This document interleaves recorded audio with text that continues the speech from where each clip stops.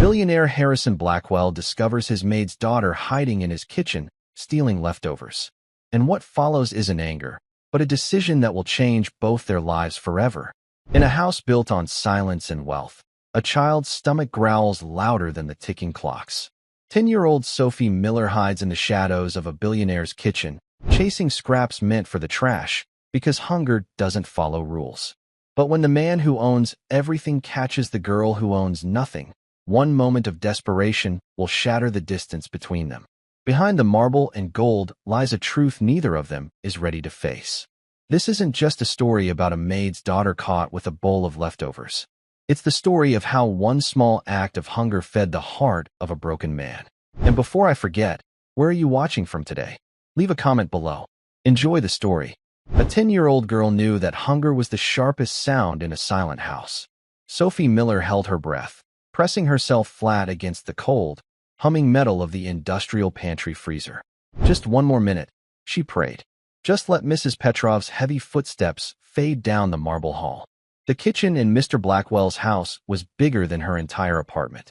It was a vast room of stainless steel, gleaming copper pots, and black granite counters that always felt cold. Sophie was small for her age, with hair the color of pale corn silk, and she knew every shadow in this room. She had mapped them out, night after night. Her mother, Anna, was a maid here. She was the one who made the floors shine so bright you could see your face in them. Tonight, her mother was upstairs, on the 3rd floor, turning down the heavy blankets in the 20 guest rooms that were never used. She would be exhausted. Her feet would be aching. Her cough, the one she tried to hide, would be worse. Sophie's stomach twisted with a familiar, hollow ache. It was 9:04 p.m. The pantry door clicked shut. Silence. Sophie counted to 60, her lips moving without a sound. Then, she slipped from her hiding place. Her bare feet made no noise on the polished stone. She moved past the giant, 6-burner stove and the empty butcher block island. Her target was the steel cart parked by the service entrance. It was the discard cart. Mrs. Petrov, the head housekeeper, was strict. All leftover food from Mr. Blackwell's solitary dinner or the staff's lunch was to be scraped into a compost bin. But the kitchen staff, led by the kind cook Maria, often forgot. They would leave half a sandwich, a few roasted potatoes, or the crust of a small tart on a plate, covered loosely with foil. They left it there for an hour, just in case Mr. Blackwell wanted a late snack. He never did. Sophie knew this.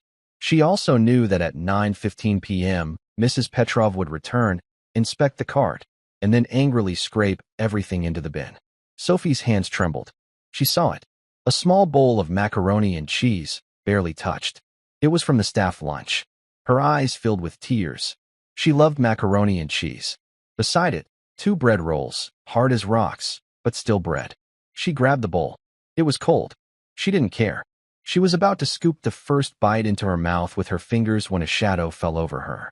The kitchen light clicked on. Sophie froze. The bowl slipped from her numb fingers and clattered onto the floor. Yellow-orange pasta spilled across the white tile. A man stood in the doorway. He was tall, dressed not in a suit, but in a dark blue bathrobe. His hair was thick and silver, and his eyes, even shadowed, looked incredibly tired. It was Mr. Harrison Blackwell, the man who owned the house, the man who owned the company her mother worked for, the man who, her mother always said, must never, ever be disturbed. Sophie's heart hammered against her ribs. She couldn't breathe. She was caught. Harrison Blackwell stared, his mind struggling to catch up. He had lived in this house for 40 years. It was less a home and more a museum of his own life. A silent, grand place that had once been filled with the laughter of his wife, Eleanor, and their son, Robert. Now, it was just him and the staff who moved like ghosts. He suffered from insomnia. Sleep was a battle he rarely won. Tonight, the silence of the house felt louder than any noise. He had been in his study, a room lined with dark wood and books he no longer read. On his desk sat a framed photo of Eleanor. He missed her. He missed her with an ache that felt as hollow as the house itself. He had decided to do something he hadn't done in years.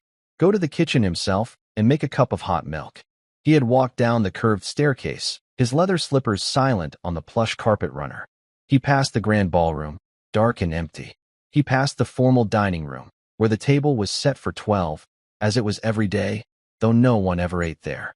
He reached the kitchen wing. He disliked this part of the house. It was Mrs. Petrov's domain. She was a stern woman, hired after Eleanor passed. She ran the house with ironclad efficiency. Harrison appreciated the efficiency. It meant he didn't have to think about it. He had pushed open the heavy kitchen door, expecting darkness. Instead, he saw a small shape, a child, hunched over the catering cart. A small, blonde girl. For a moment, he thought he was dreaming. Maybe it was a ghost. A memory of his granddaughter, who lived in California and rarely visited. Then the child dropped the bowl. The sound of porcelain on stone was sharp. It was real. The girl, he realized, was terrified. She was pressed against the steel cart, her eyes wide, staring at the spilled food. She looked like a cornered animal. "You?" Harrison started. His voice was rough from disuse. "What are you doing?" Sophie couldn't speak. Her mind was screaming. "Run. Hide. Say sorry. Don't cry. Mama will be fired. We'll lose the apartment. We'll have no money for the medicine." She did the only thing she could. She dropped to her knees and began frantically, trying to scoop the spilled macaroni back into the broken bowl with her bare hands. "I'm sorry," she whispered. The words tore from her throat. "I'll clean it. I'll clean it right now. Please. Please don't tell Mrs. Petrov. Please, sir." Harrison watched her. He wasn't disgusted. He was confused. The girl was shaking. Her small hands were red and smeared with cheese sauce. She wasn't looking at him. She was looking at the mess, her small back heaving with silent sobs. He noticed her clothes. They were clean, but worn. Her pink sneakers had holes in the toes. She was not his granddaughter. His granddaughter had rooms full of toys and ponies. This child was thin. "Stop," he said. His voice was softer this time, but it still held the authority of a man used to being obeyed. Sophie froze, her hands full of cold pasta. "Who are you?" Harrison asked.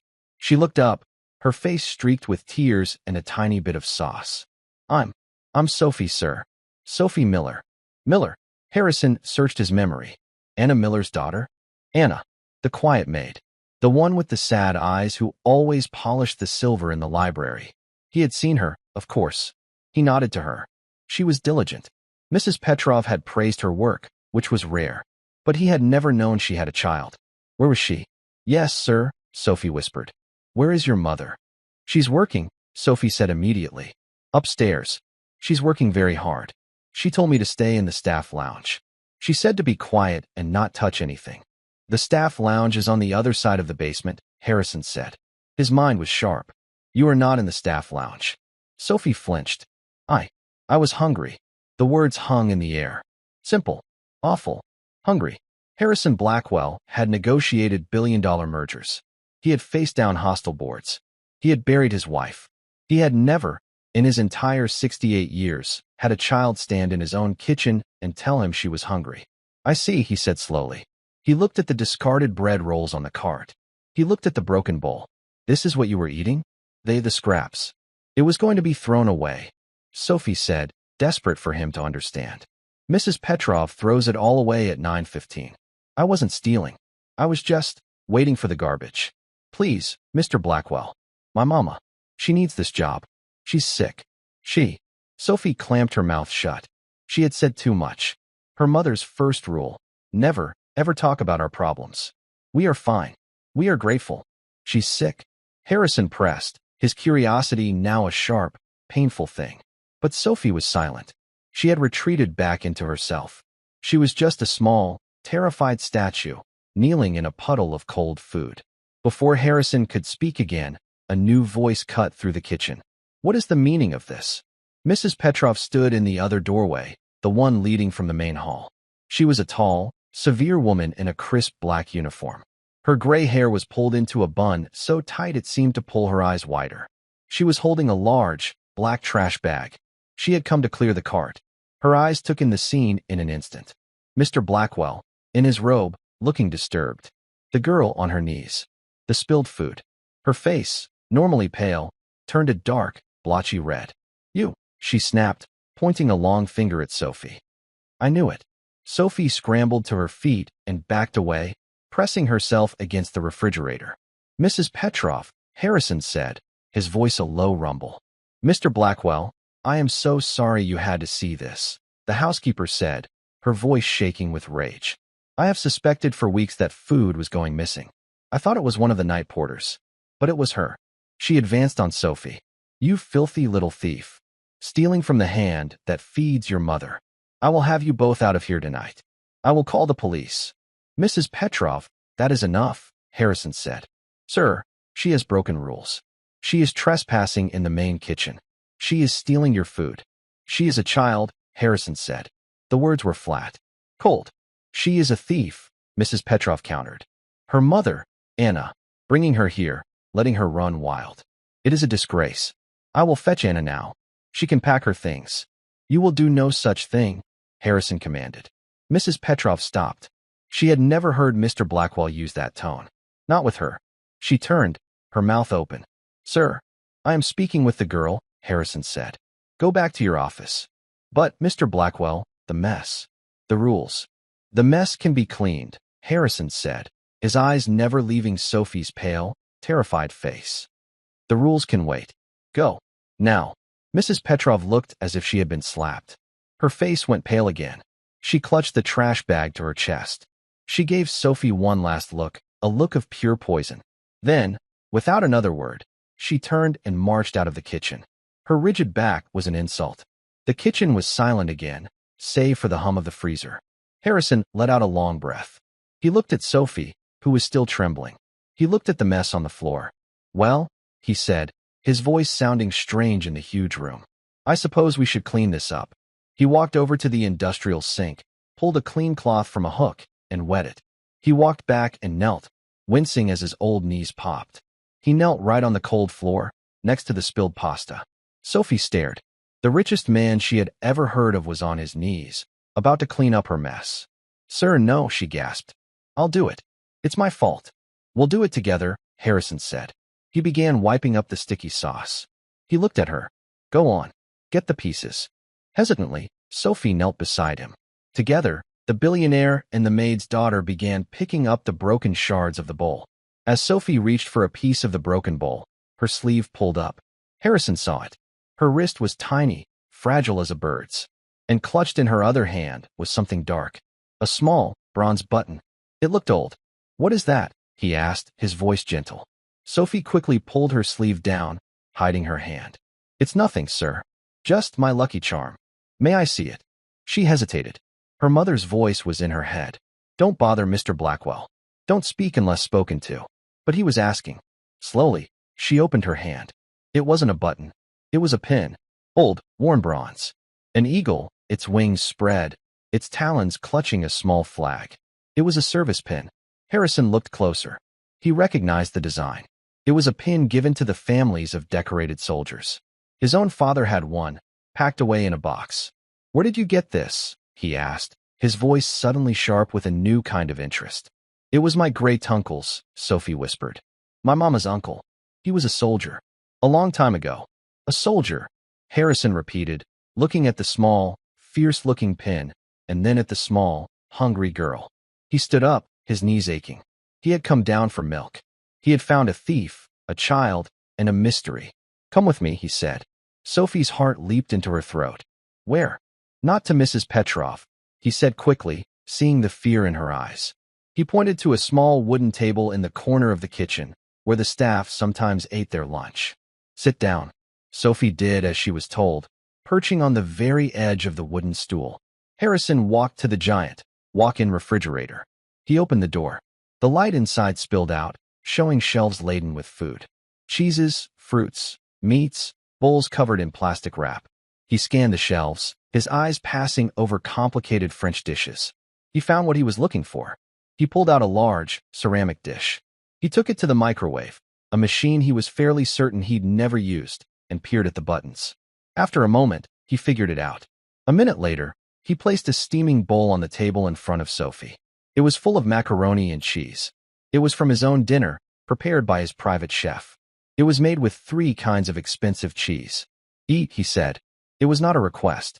Sophie stared at the bowl. It was hot. The cheese was bubbling. She looked up at him, her eyes wide with disbelief. Sir, you're hungry. Eat.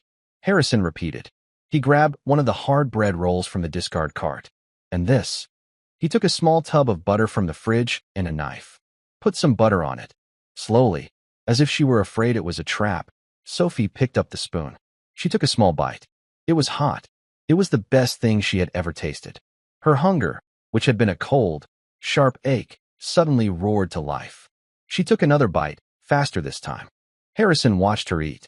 She ate quickly, desperately, but with a strange, ingrained politeness. She didn't make a sound. She didn't spill a drop. She finished the entire bowl in less than 3 minutes. Then she ate the bread roll, crumbs falling onto her lap.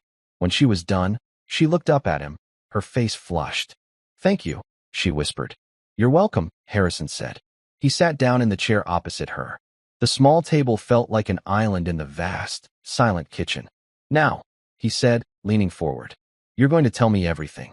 You're going to tell me why Anna Miller's daughter is hiding in my kitchen, eating garbage. And you're going to tell me about your mother. The truth. All of it." Sophie stared at the empty bowl.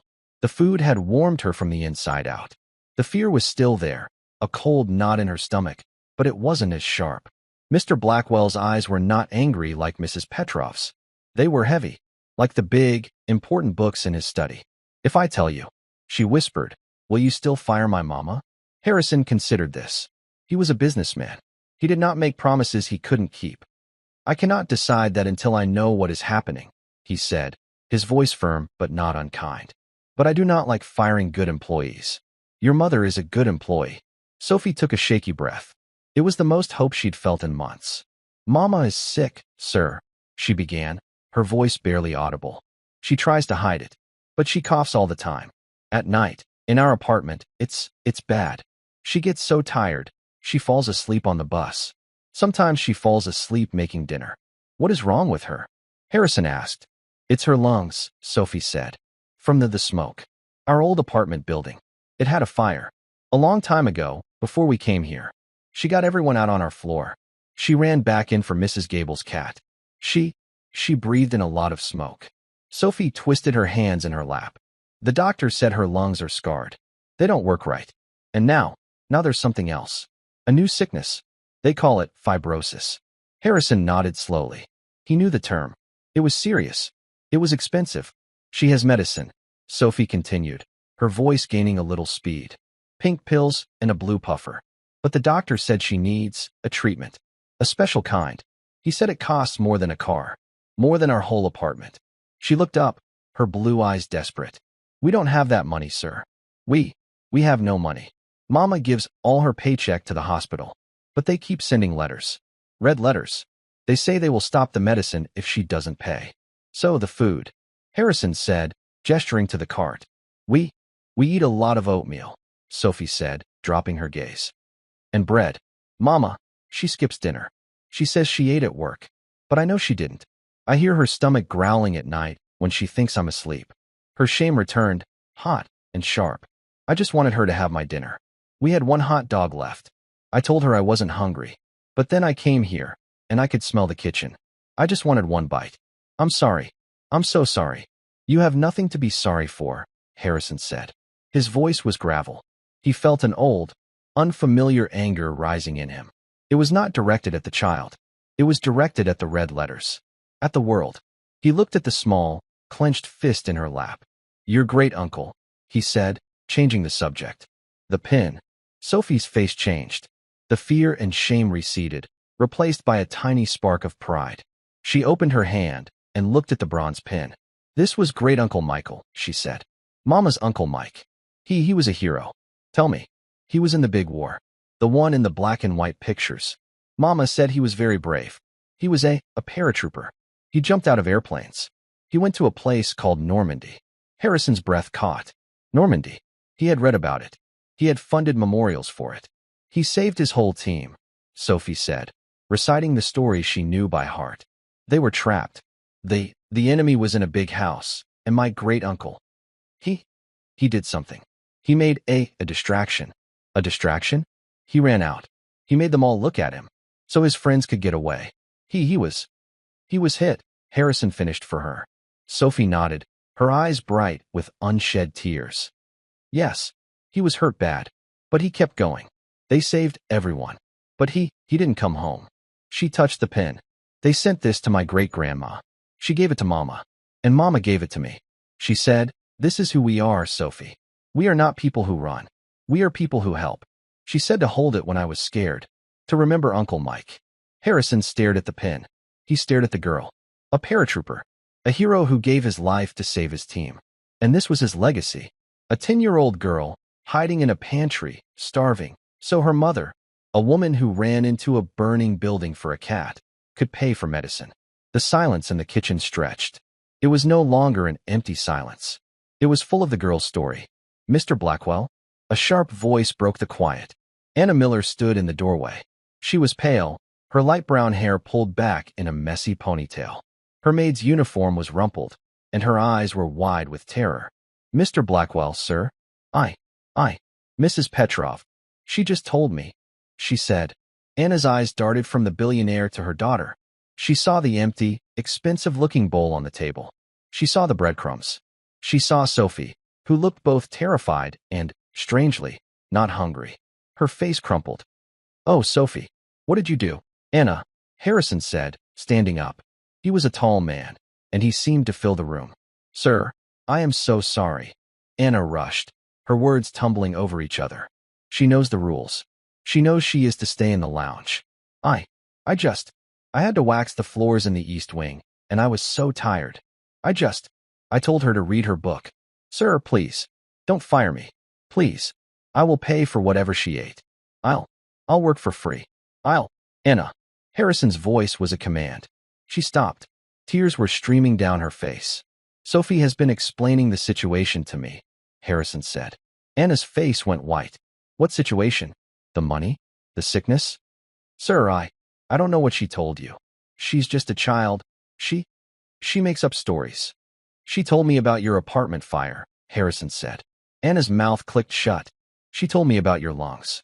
And the red letters from the hospital." Anna Miller looked as if she were about to faint. She grabbed the doorframe to steady herself. "Sir, that is my business. It is not. I would never. It is not your concern." Her voice was a mixture of desperation and a fierce, wounded pride. "You work for me," Harrison said. "You work in my home. Your daughter is hiding in my pantry because she is hungry. I believe that makes it my concern." Anna didn't know what to say. She was trapped.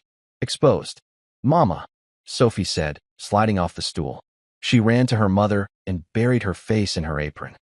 "I'm sorry, Mama. I was so hungry. And I told him about Uncle Mike." "Oh, Sophie," Anna whispered, her hand stroking her daughter's blonde hair. She looked at Harrison, her eyes pleading. "Please, sir. She's a good girl. I'm a good worker. I'll do anything." Harrison looked at the two of them. The mother, sick and proud, trying to hold her small family together. The daughter, brave and hungry, clutching a hero's pin. He had built an empire on calculated decisions, on numbers and projections, on profit and loss. This was not a business decision. "Anna," he said, "first, you are not fired." Anna sagged against the door, a sob of pure relief escaping her. "Thank you, sir. Thank you." "Second," Harrison continued, "Sophie will not be eating leftovers again." He walked to the main kitchen phone, the one mounted on the wall. It was an internal line. He picked it up and dialed a 4-digit number. Anna and Sophie watched, confused. It rang once.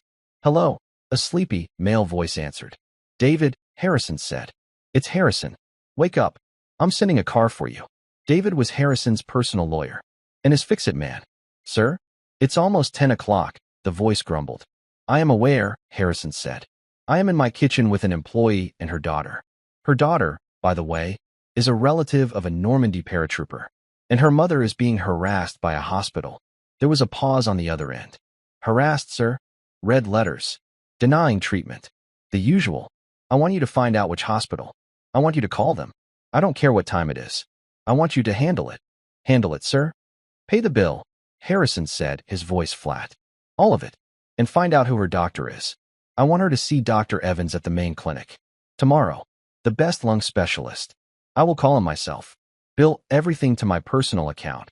In the doorway, Anna was shaking her head, her face pale. "Sir, no. I cannot. I cannot accept that. It's too much. It's charity." Harrison put his hand over the receiver. He looked at her. "Ma'am," he said, and his voice was cold. Your great-uncle ran into enemy fire to save his men. You ran into a burning building to save a cat. It seems to me your family has a habit of helping people. Now, please, be quiet, and let someone help you." He turned back to the phone. "David, are you writing this down?" "Yes, sir," the voice said, suddenly very awake. "Consider it handled." Harrison hung up. He turned back to Anna and Sophie. Anna was crying silently, her hand over her mouth. Sophie was just staring, her eyes wide. "Now," Harrison said, feeling a strange energy he hadn't felt in years. "The sleeping arrangements." "Sir," Anna said, confused. "You can't go back to your apartment tonight. Not when you have a top-floor appointment with Dr. Evans in the morning. And Sophie is exhausted." He looked at the girl, who was swaying on her feet. "Mrs. Petrov," Harrison said, "keeps 20 guest rooms on the 3rd floor in a state of constant readiness." He looked at Anna. "Tonight, you and Sophie will be my guests." "Sir, we can't," Anna protested. "The staff, Mrs. Petrov, she will have a fit." "Mrs. Petrov," Harrison said, a very thin, very cold smile touching his lips, "works for me. I believe I am allowed to have guests in my own home. Especially," he added, his eyes landing on the bronze pin still in Sophie's hand, "the family of a hero." He walked toward the door, gesturing for them to follow. "Come, I will show you to your rooms. We will use the main staircase." Anna Miller felt like she was floating. She clutched Sophie's hand so tightly her knuckles were white. Mr. Blackwell was leading them out of the kitchen, not through the swinging service door they always used, but through the main door, into the grand hallway. The house was different at night. Silent. It felt less like a home and more like a sleeping museum. Dark, heavy-framed paintings stared down at them. The eyes of Harrison Blackwell's ancestors followed the small, strange procession, the billionaire in his robe, the maid in her rumpled uniform, and the child in her worn-out sneakers. Sophie's feet sank into the plush, dark blue carpet. It was softer than any bed she'd ever slept on. She wanted to take off her shoes. It felt rude to walk on it. Anna, however, felt only ice-cold terror. This was forbidden. She was staff. She was kitchen staff, the lowest rung. She was not allowed in the main halls unless she was cleaning. She was certainly not allowed on the main staircase. Mr. Blackwell headed straight for it. The staircase was a massive, curving sculpture of dark cherry wood. It swept upward into the shadows of the 2nd floor. "Sir," Anna whispered, her voice hoarse. She tugged slightly on his robe. We can use the back stairs. The staff stairs. It is better." Harrison stopped. He looked back at her. His face was unreadable in the dim light of the hall. "The staff stairs are for staff, Anna," he said simply. "Tonight, you are guests." He turned and continued climbing. Anna's heart hammered. Each step on the carpeted stair was a betrayal of the rules. Mrs. Petrov's rules. The rules that kept her employed. She could hear the housekeeper's voice in her head. "You are not family. You are help. Remember your place." She pulled Sophie closer. Sophie was just looking up, her mouth open in a small O, staring at the giant crystal chandelier that hung, dark and heavy, 2 stories above them. They reached the 2nd-floor landing. The hallway stretched before them, lined with closed doors. Harrison's rooms were in the west wing. The guest rooms were in the east wing. As they turned toward the east wing, a figure emerged from the shadows. It was Mrs. Petrov. She stood like a statue, her hands clasped in front of her. She was no longer red-faced and angry. She was pale, cold, and controlled. Her eyes were not on Mr. Blackwell. They were on Anna. It was a look of such pure, icy contempt that Anna flinched. "Mr. Blackwell," Mrs. Petrov said, her voice quiet but sharp as a needle. "It is very late. I was just doing my final rounds." "As was I, Mrs. Petrov," Harrison said. His voice was casual. "Thank you. You may go to bed." The housekeeper did not move. Her eyes slid to Sophie, who was hiding behind Anna's legs. "What are you doing, sir? With them?" The word "them" hung in the air, filled with disgust. "I am showing my guests to their room," Harrison said. He gestured down the hall. "The blue room, I think. It has a good view of the gardens." Mrs. Petrov's mask of control finally cracked. A small, disbelieving hiss of air escaped her. "Guests? Sir, she is a maid. And the child is a thief." Anna's knees buckled. "Mrs. Petrov, please," she begged. "It was a mistake. Sophie, she was stealing food, Anna." Mrs. Petrov snapped. Do not deny it. I caught her. And you knew. You let this happen. In this house. That is enough, Harrison said. His voice was low, but it cut through the housekeeper's anger like a razor. Mrs. Petrov turned to him. Sir, I must protest. It is my job to protect this house. To maintain standards. If you allow this, it sets a terrible example for the other staff. It breaks every rule. She must be dismissed. For theft. For trespassing. Harrison took one step toward her. He was taller than her. He had been quiet for many years, letting her run his life. But he was not a weak man. He had built an empire. Mrs. Petrov, he realized, had forgotten who she worked for. I am aware of the rules, Mrs. Petrov, he said, his voice dangerously soft. But perhaps you are not aware of the full situation. This is Anna Miller. And her daughter, Sophie. I know who she is, sir. But you do not know who her family is, Harrison continued. This is the grandniece of Michael Kopech. Mrs. Petrov frowned. The name meant nothing to her.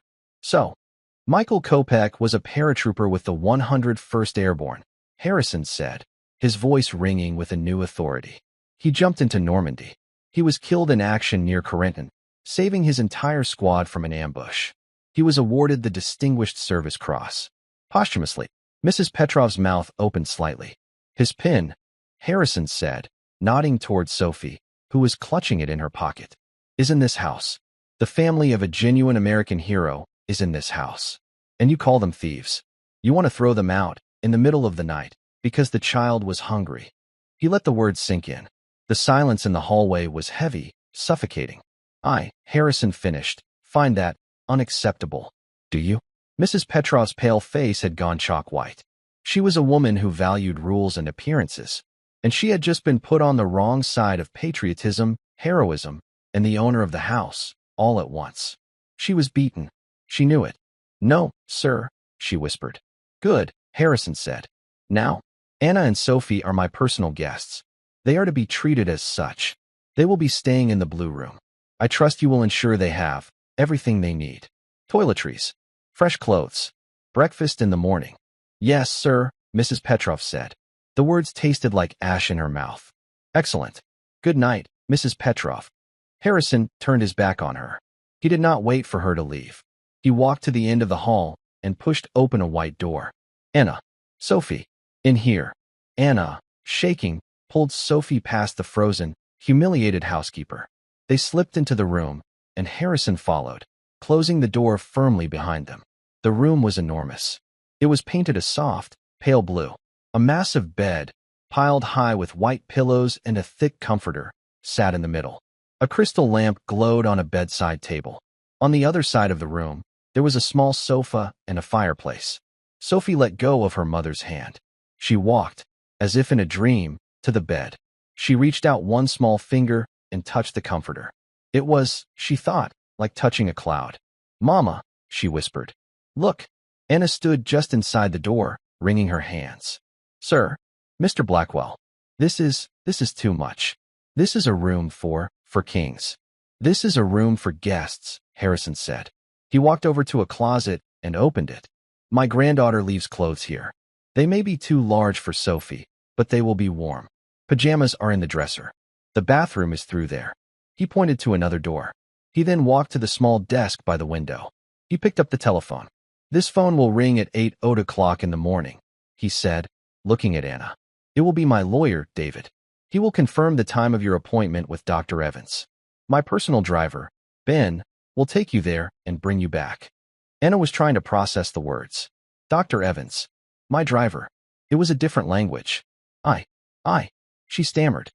Sir, how can I ever pay you for this? Harrison looked at her. Her face was thin and exhausted. Her eyes were red from crying. But she was proud. He saw the same pride he'd heard in Sophie's story. The pride of people who run toward trouble, not away from it. You will not pay me, Anna, he said. This is not a transaction. This is correcting an error. A man like Michael Kopech's great niece should not be in medical debt. Not in my country. And certainly not in my house. He turned to Sophie, who was now sitting on the edge of the bed, bouncing slightly. You, he said, and his voice was almost gruff. Get some sleep. You look tired. He walked to the door. Mr. Blackwell? Sophie called out. He stopped, his hand on the knob. Thank you for the macaroni, she said. A small, strange feeling moved in Harrison's chest. It felt like a rusty gate creaking open. It might have been a smile. You are welcome, Sophie, he said. Good night. He closed the door, leaving them alone. For a full minute, Anna and Sophie just stood in the silent, beautiful room. The only sound was the muffled rattle of Anna's breathing. Then, Sophie slid off the bed and ran to the bathroom. Mama, come see. The tub is big enough for a boat. Anna walked slowly, cautiously, into the room. She sat on the edge of the giant, soft bed. She looked at her hands, red and raw from cleaning chemicals. She looked at the fine, silk wallpaper. She had been so afraid of being fired, so afraid of losing the little they had. Now, in one night, everything had changed. She felt like she was in a fairy tale. But she also knew that Mrs. Petrov was still out there. The housekeeper was not a kind woman. She had been humiliated. She would not forget. Mama, are you okay? Sophie asked, coming out of the bathroom. She was holding a tiny, leaf-shaped bar of soap. It smells like flowers. Anna looked at her daughter. Her face was no longer pale with hunger. Her eyes were bright with wonder. This was real. This one night was real. Yes, sweetie, Anna whispered, pulling Sophie into a hug. I think we're going to be okay. She found the pajamas in the dresser. They were soft, flannel pajamas with small, pink roses on them. They were far too big for Sophie, but she put them on, rolling up the sleeves and pant legs. Anna just sat in her uniform. She couldn't bring herself to undress. She couldn't bring herself to believe she was allowed to sleep in that bed. Sophie climbed under the heavy comforter. She sighed, a deep, contented sound. It's so warm, Mama.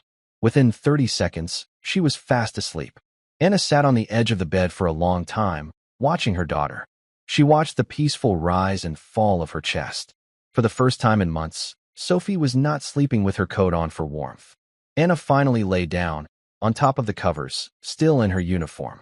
She listened to the profound, deep silence of the wealthy house. It was a silence that meant safety, warmth, fullness. She coughed, a dry, painful hack that shook her body. But tonight, for the first time, the cough didn't fill her with despair. It was just a cough. And tomorrow, a doctor would listen to it. Down the hall, Harrison Blackwell was not in his bed. He was in his study, sitting in his leather chair, a glass of water in his hand. He looked at the photo of his wife, Eleanor. You would have liked them, Eleanor, he said to the empty room. They have spirit. Something this house has been missing for a very long time. He thought of the small, brave girl. He thought of the worn, bronze pin. He thought of the mother, proud and terrified. Then he thought of Mrs. Petrov, her cold, cruel eyes, her rigid obsession with rules. He had allowed that. He had allowed his home to become a place where a child would rather starve than ask for help. He had been asleep for 10 years, he realized. Ever since Eleanor died, he had been a ghost in his own life. He picked up his phone. He did not call his lawyer. He called the head of his corporate security. George, he said, his voice awake and sharp.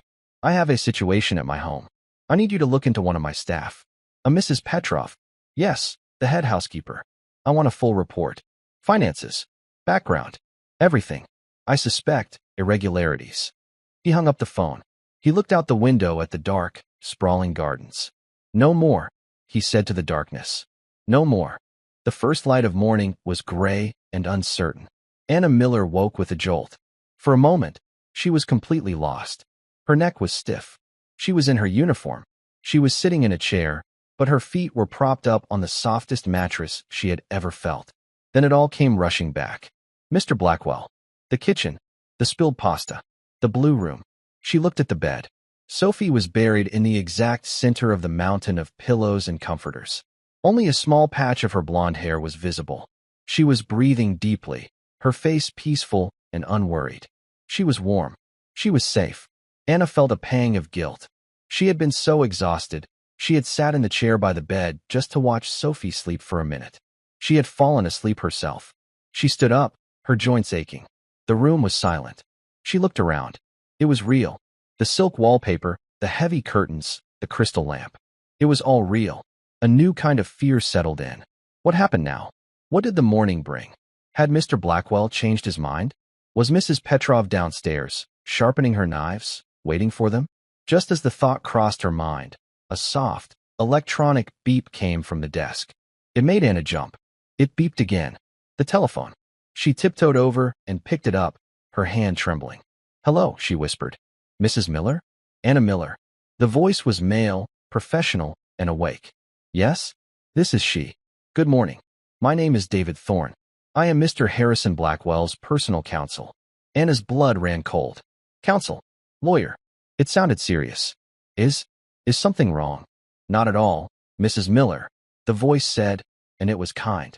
"I'm just calling to confirm your schedule. Mr. Blackwell has arranged an appointment for you this morning with Dr. Robert Evans at the Blackwell Mason Clinic. The appointment is at 9:30 a.m. A car will be waiting for you and your daughter at the front entrance at 9 a.m. Anna tried to write this down in her head. The Blackwell Mason Clinic? But I can't. "Mrs. Miller," David said gently. "Please, do not worry about a single thing. All costs for the consultation and any subsequent treatments are being handled by Mr. Blackwell's family office. Your only concern is to be at the front door at 9. But my daughter, Sophie is, of course, welcome to join you. Dr. Evans's office is very comfortable." "Thank you," Anna whispered. "Thank you, sir. You are very welcome. Have a good day, Mrs. Miller." The line clicked. Anna hung up the phone. She stared at it. A car. At the front entrance. There was a soft knock at the door. Anna froze. Her heart leaped into her throat. It was Mrs. Petrov. It had to be. She had come to throw them out. Who is it?" Anna called, her voice shaking. "It's just Maria, ma'am," a young voice replied. Anna frowned. "Maria? The cook who left the food out?" "Ma'am." Anna opened the door a tiny crack. A young woman in a crisp, black and white uniform stood there, pushing a silver cart. It was not Maria the cook. It was a different Maria, one of the housemaids. She looked about 19, and her eyes were wide and nervous. "Good morning, ma'am," the girl whispered. "Mr. Blackwell. He sent this up for you and the young lady." She pushed the cart into the room. It was covered in silver domes. I don't understand," Anna said. The girl lifted one of the domes. Underneath was a plate of fluffy scrambled eggs, bacon, and toast. Another held a bowl of bright red strawberries. There was a pot of coffee, a small pitcher of orange juice, and a cup of hot chocolate. "Mr. Blackwell," the maid said, her eyes darting around. "He called the kitchen himself. At 7. Mrs. Petrov. She was not happy." The girl gave Anna a very small, very fast smile. "He said you were to have whatever you wanted." "Oh," Anna said. It was all she could manage. "Sophie." Anna walked to the bed and shook her daughter's shoulder. "Sophie, wake up." Sophie groaned and burrowed deeper. "No, Mama. As cold. Sophie, you have to see this." Slowly, Sophie sat up. Her hair was a tangled mess. She rubbed her eyes. She looked at the cart. Her eyes went wide. "Mama," she whispered. "Are we in heaven?" "Close," Anna said, a shaky laugh escaping her. "It's breakfast." Sophie scrambled out of the bed, her two long pajama legs tripping her up. She ran to the cart and just stared. "Hot chocolate." "Eat, sweetie," Anna said, her throat tight. "Eat fast. We have to be ready. A car is coming." At 9 a.m. on the dot, Anna, dressed in her one good pair of slacks and a clean blouse she'd quickly washed in the sink, walked out of the elevator into the main foyer. Sophie, clutching her Grey-Tunkle's pin, held her hand. The foyer was a vast expanse of black and white marble. Mrs. Petrov was there. She was standing by the front desk, sorting mail. She did not look up. She did not acknowledge them. She simply, pointedly, ignored them. Her rigid back was a wall of hate. Anna's courage faltered. She felt small again. She felt like a fraud. But then, the large, oak front doors opened. A man in a black suit and driver's cap stood there. "Mrs. Miller," he said, his voice respectful. "The car is ready for you." Anna took a deep breath. She looked at Mrs. Petrov's back. She squeezed Sophie's hand. "We are not people who run." "Thank you," she said, her voice clear. She walked past the housekeeper, past the grand portraits, and out into the bright, cold morning. The Blackwell Mason Clinic was not a clinic. It was a glass and steel building that looked more like a modern art museum. They were not asked to wait. They were not given clipboards. They were greeted by a woman at the front desk. "Mrs. Miller, we have been expecting you. Dr. Evans is ready." They were taken to a large, quiet office. A kind-faced man with silver hair and glasses stood to greet them. Anna, I'm Robert Evans. It's a pleasure to meet you. He shook her hand. And then, to Anna's shock, Mr. Blackwell was there. He was sitting in a chair in the corner, dressed in a sharp, dark gray suit. He had not just sent them. He had come. Sir, Anna stammered. You are here. Of course, Harrison said, as if it were the most normal thing in the world. I wanted to hear what Robert had to say. This is my daughter, Sophie, he added, as if introducing a visiting relative. Sophie, who had been hiding behind Anna, gave a small wave. For the next hour, Anna was examined. Dr. Evans was kind, patient, and incredibly thorough. He took new x-rays. He ran breathing tests. He looked at the charts from Anna's old hospital, which were already sitting on his desk. Finally, he sat them all down. Well, Anna, he said, the good news is, you are a very strong woman. The bad news is, your lungs have taken a serious beating. The smoke inhalation, it caused significant scarring. And this new infection, you have pulmonary fibrosis. It's advanced. Anna's hand flew to her mouth. She had known. But hearing it, in this clean, expensive room, made it final. But, Dr. Evans said, holding up a hand, it is not a hopeless situation. The clinic you were at, they were not wrong about the new treatment. It's a specialized drug, combined with intensive respiratory therapy. It is very, very effective at stopping the scarring. In some cases, even reversing it. The cost, Anna whispered, her eyes filling with tears. The cost, Mr. Blackwell said, speaking for the first time, is not a factor. It is not to be discussed. It is not your concern. He turned to the doctor. Robert, what does she need? She needs to start the therapy immediately, Dr. Evans said. Today, and she needs to rest. Her body is exhausted. She cannot be working. She cannot be under stress. She will not be, Harrison said. He stood up. Anna, your employment at my home is changing. As of this moment, you are on indefinite, fully paid medical leave. Your only job is to get well. This man, he said, clapping Dr. Evans on the shoulder, is the best. You will listen to everything he says. Is that understood? Anna looked from the doctor to the billionaire. She was overwhelmed.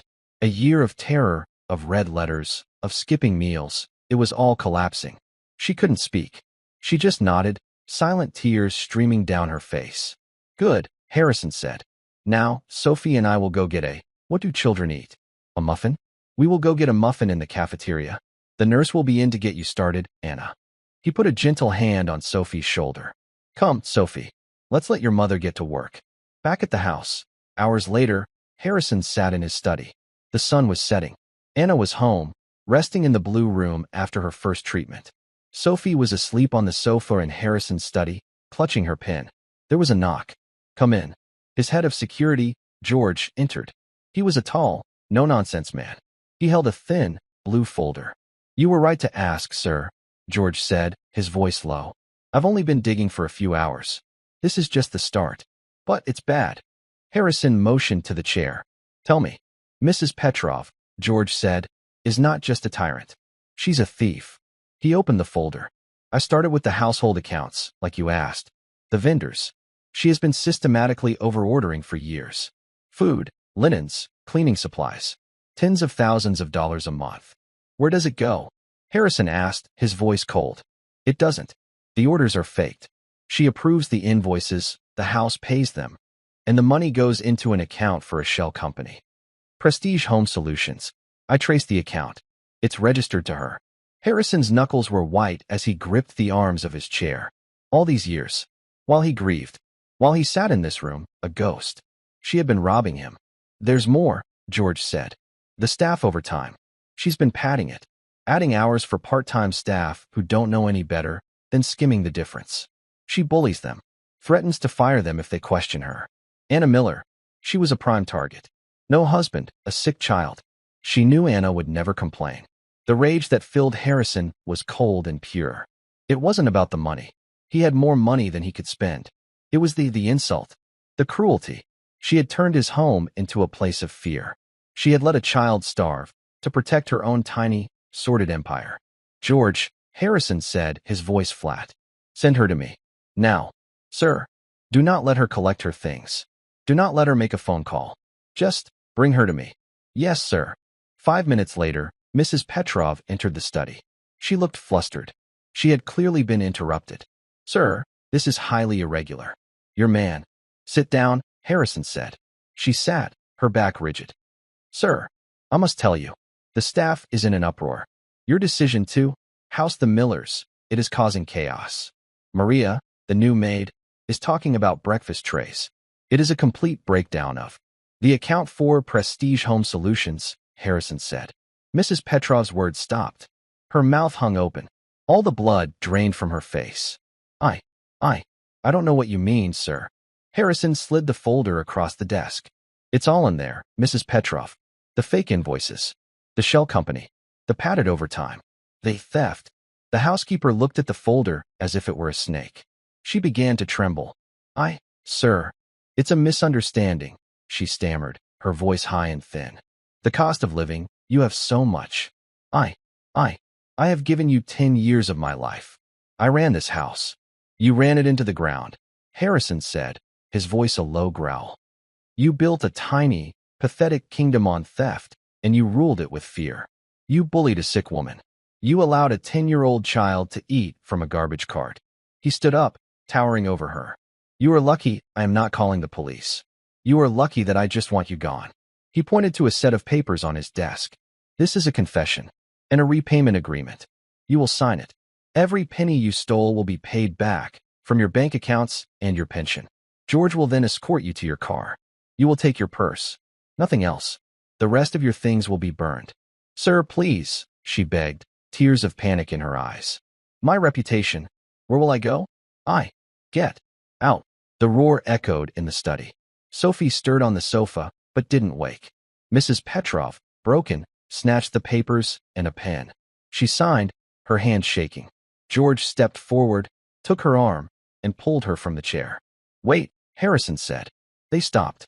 You will give Anna Miller, Harrison said, a full, written apology. And you will apologize to the rest of the staff. George will watch you write it. Yes, sir, she whimpered. He watched her get dragged out. He sat down. The house was finally, truly, silent. 1 month later, the house was different. The heavy drapes were pulled back, letting in the winter light. There were flowers in the vases. The staff, all given a raise and a bonus, moved with a new lightness. Anna Miller, her lungs clear, her face full, walked the halls. She held a clipboard. She was the new head of household. Harrison had been blunt. I don't need a jailer, Anna. I need a host. I need someone who knows what kindness is. The accountants will teach you the books. You will teach this house how to be a home again. She had been terrified, but she had agreed. She found Harrison on the back terrace, reading the newspaper. Sophie was there, too. She was sitting on the stone ground, her tongue stuck out in concentration, polishing her great-uncle's bronze pin. Mr. Blackwell? Anna said. Harrison, he corrected her. He had insisted. Harrison, she said, smiling. The new curtains have arrived for the East Wing, and the chef wants to know if you and Sophie will be joining him for dinner. We would be delighted, Harrison said. Sophie ran up, holding the pin. It gleamed in the light. Look, it's all shiny, like new. Harrison took the pin. He looked at the eagle, wings spread. He looked at the small, brave girl who had been so hungry. He looked at her mother, who was no longer sick and afraid. Your great-uncle, Harrison said, his voice thick, would be so proud of you, Sophie. Mama says I'm brave like him, Sophie said. You are, Harrison said, handing the pin back. He looked at Anna, and then at the house that was finally coming back to life. You both are. You saved us. Sophie beamed, then ran off to chase a squirrel. Anna sat on the bench next to Harrison. They watched the little girl run, her blonde hair flying. The sound of her laughter was the loudest thing in the garden. And for the first time in a very long time, it felt exactly right. And that's where we'll end the story for now. Whenever I share one of these, I hope it gives you a chance to step out of the everyday and just drift for a bit. I'd love to know what you were doing while listening. Maybe relaxing after work, on a late-night drive, or just winding down. Drop a line in the comments. I really do read them all. And if you want to make sure we cross paths again, hitting like and subscribing makes a huge difference. We are always trying to improve our stories, so feel free to also drop your feedback in the comment section below. Thanks for spending this time with me.